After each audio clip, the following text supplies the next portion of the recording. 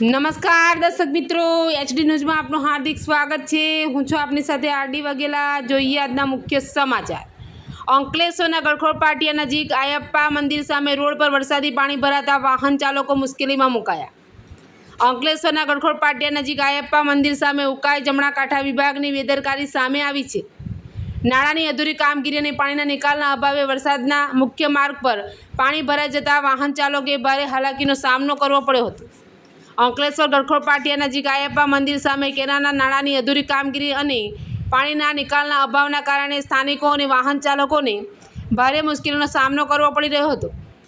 ગત મોડી રાત્રે વરસેલા વરસાદના વિસ્તારમાં વરસાદી પાણી ભરાઈ જતા માર્ગો પર જળબંબાકાર જેવી સ્થિતિ સર્જાઈ હતી।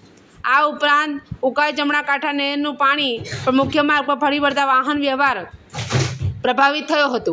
પાણી ભરાવાના કારણે વાહન ચાલકોને અવરજવરમાં હાલાકી ભોગવવી પડી હતી। સ્થાનિક રહીશો અને વાહન ચાલકોએ નહીં વિભાગ સમક્ષ નાણાંની અધૂરી કામગીરી તેમજ પાણીના નિકાલની તાત્કાલિક વ્યવસ્થા કરવાની માંગ ઉઠાવી છે।